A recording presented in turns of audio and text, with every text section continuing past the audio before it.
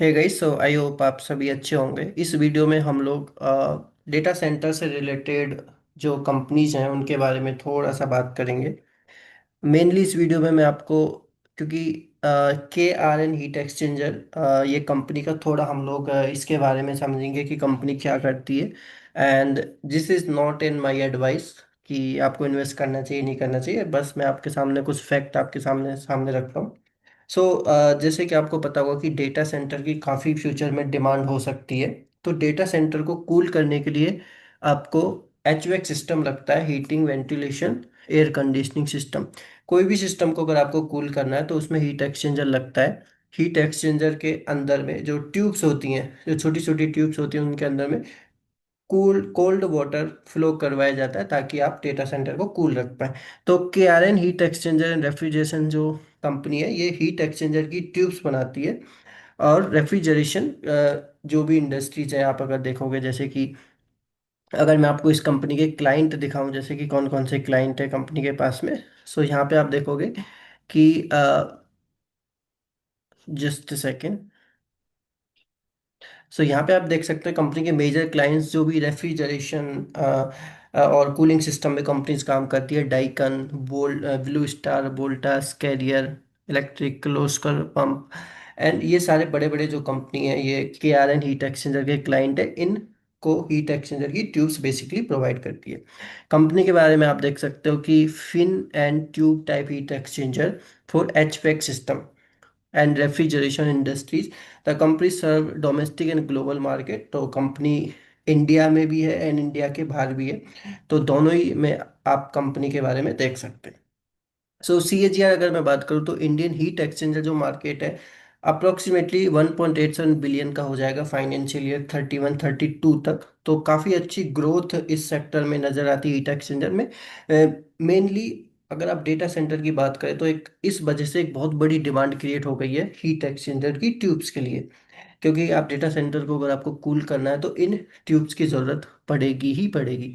So heat exchanger का अगर आप मार्केट देखोगे, करंटली 19.7 पे है और 2033 में ये 32.9 हो जाएगा। अब हीट एक्सचेंजर आप देखोगे बहुत टाइप के होते हैं। सेल एंड ट्यूब टाइप होता है, plate and frame, air cooled and others. Okay. So यहाँ पे अगर हम देखें कि कंपनी कौन कौन से डिमांड ड्राइवर्स है, जिनसे कंपनी के रेवेन्यू आता है, तो HVAC सिस्टम जो डेटा सेंटर में यूज होगा। फूड प्रोसेसिंग में भी कूलिंग सिस्टम यूज होता है। कोल्ड चेन हो गए। डेटा सेंटर, यहाँ पे आप देखोगे डेटा सेंटर कूलिंग, इसमें भी कंपनी काम करती है। हेल्थ केयर में भी कंपनी काफ़ी मतलब हेल्थ केयर सेगमेंट से भी कंपनी अर्न करती है। यहाँ पे आप देख सकते हो कि एयर कंडीशनिंग हो गई, रेफ्रिजरेशन हो गया, प्रोसेस कूलिंग हो गई, और AI जो डेटा सेंटर है वहाँ भी कंपनी एक्टिव है। तो ये कंपनी का, अगर मैं कंपनी का आपको दिखाऊं, ये कंपनी की पूरी एक हर साल के एंड में कंपनी इस तरीके की पूरे एक अच्छे से लिस्ट, कंपनी क्या करती है, पूरा फाइनेंशियल डेटा इसमें प्रोवाइड करती है। तो इसमें से कुछ कुछ जो इम्पोर्टेंट पॉइंट्स है वो मैं आपके साथ में शेयर कर रहा हूँ। ये सारी ये आप मुझे नहीं लगता कि इस सीट को कोई लोग पढ़ते होंगे, but you should read actually इसको। इसके अंदर में बहुत अच्छी अच्छी इंपॉर्टेंट चीज़ें लिखी होती हैं। जैसे कि आप अगर इसमें डेटा सेंटर सर्च करोगे तो आपको बता देंगे कि कंपनी डेटा सेंटर में भी काम कर रही है। ओके। सो जो मैंने इसकी ब्रीफ समरी बनाई है वो मैं आपके साथ में शेयर कर देता हूँ। यहाँ पे अगर हम देखें कि कंपनी की केवल अभी करंट में एक ही यूनिट है। सॉरी, कंपनी के अभी करंट में जो ऑपरेट कर रही है वो 2 प्लांट्स है, जो कि निमराना राजस्थान के अंदर ही है। लेकिन कंपनी अभी एक नया प्लांट बना रही है जो कि अलवर के अंदर में है। सो उसके लिए कंपनी ने IPO के जरिए फंड लिया था। तो वहां से अभी वो प्लांट बन रहा है, उसमें 300 करोड़ के आसपास का खर्चा आ रहा है। वो plant company specifically heat exchanger tubes के लिए बना रही है, क्योंकि कंपनी को लग रहा है कि फ्यूचर में डिमांड आ सकती है। इस वजह से कंपनी ने अपना नया प्लांट बना रही है। मार्केट कैपेसिटी अगर देखें कि कंपनी के जो प्रोडक्ट हैं इन 3 सेगमेंट में, कंडेंसर जो कॉइल है उसमें 84% कैपेसिटी है कंपनी के पास में। टोटल 5066 यूनिट्स हैं। हेडर कॉपर पार्ट्स की बात करें तो 6,18,000 है, और सीट मेटल पार्ट्स कंपनी के पास में 5,56,000 है। तो कंपनी की जो कैपेसिटी यूटिलाइजेशन है वो काफ़ी अच्छा है। 84% यहाँ पे यूटिलाइज हो रहा है, 85% और 85%। कंपनी की जो कैपेसिटी है वो कितनी यूटिलाइज हो रही है। ये कंपनी के मेजर क्लाइंट्स हैं जो मैंने आपको बता दी। कंपनी का अगर फाइनेंशियली अगर आप रिजल्ट देखें तो क्वार्टर वाइज अगर देखें तो सेल अगर देखोगे तो 71 था, फिर 66 हुआ, फिर 82, फिर 96, फिर 91, फिर 111, फिर 132 और जून में 115। ये कंपनी की सेल्स हैं। नेट प्रॉफिट पे आप देख सकते हो। और अभी सेल्स 152 जो कि हाईएस्ट है, जो सितंबर क्वार्टर्स में 152 कंपनी की सेल्स आई थी। रिवेन्यू का ट्रेंड आप देख सकते हैं सितंबर से लेके सितंबर 23 से लेके सितंबर 25, तो रिवेन्यू का जो ट्रेंड है वो अभी अप ट्रेंड में ही नजर आ रहा है। प्रॉफिट ट्रेंड भी अगर आप देखोगे तो कंपनी का प्रॉफिट भी क्वार्टर ऑन क्वार्टर तो कभी डाउन चला जाता है, लेकिन ओवरऑल अगर आप देखोगे 23 से 25 तक तो वो अप है। कंपनी का अगर हम प्रॉफिट एंड लॉस स्टेटमेंट पे नज़र डालें तो ज़्यादा साल का तो अवेलेबल नहीं, क्योंकि कंपनी का जो आईपीओ आया था वो 2000 आई गेस 2020 अक्टूबर में आया था, if I not wrong. Around 23 में आया था कंपनी का आईपीओ। सो आईपीओ भी काफ़ी हिट गया था।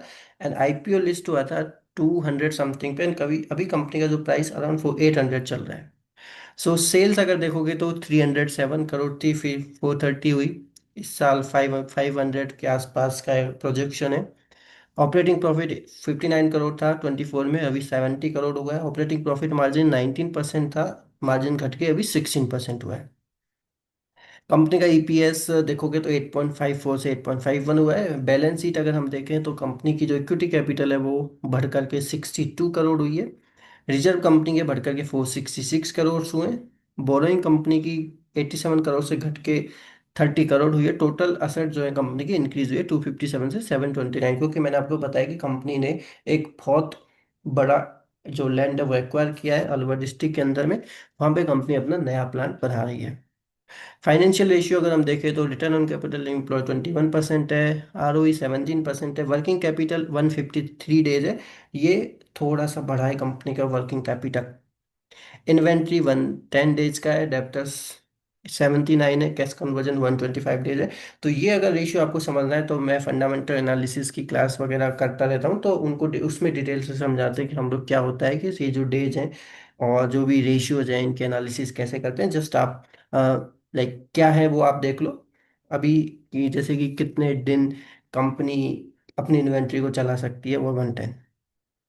आईपीओ की अगर हम बात करें तो यस 23 अक्टूबर 2024 को आया था। कंपनी ने 342 करोड़ जो थे वो आईपीओ के जरिए मार्केट से लिए थे, और उसका जो पर्पस था वो था कि वो जो एक subsidiary KRN HVAC product private limited, ये जो मैं बता रहा हूँ, ये कंपनी अलवर डिस्ट्रिक्ट में अपना नया प्लांट बना रही है, उसके लिए कंपनी ने ये फंड अराउंड 340 करोड़ ये फंड कंपनी ने लिया था।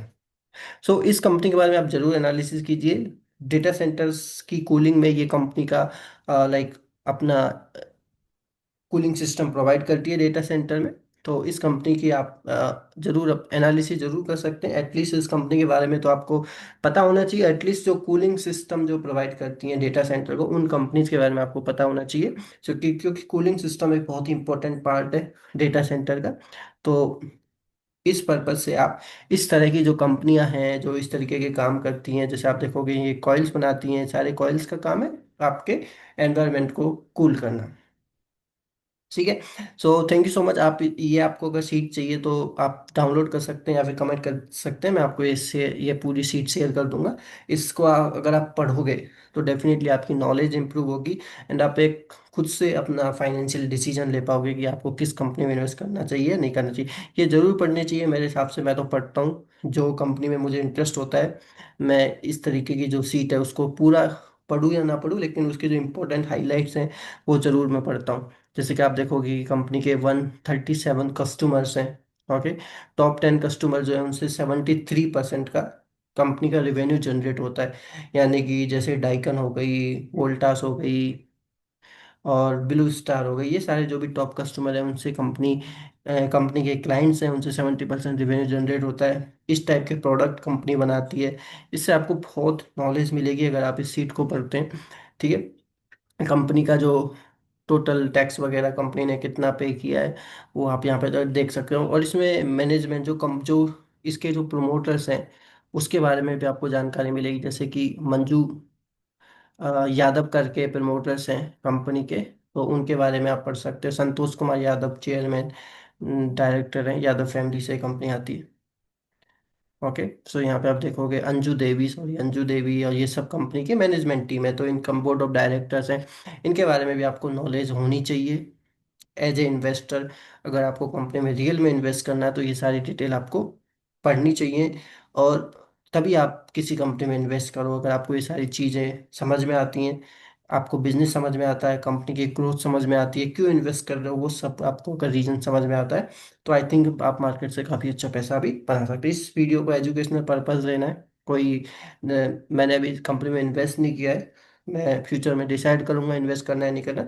जस्ट आपके सामने मैंने फैक्ट रखे हैं, तो वो आप एनालिसिस खुद कर सकते हैं। So thank you so much, आशा करता हूँ सभी को पसंद आई होगी। Thank you.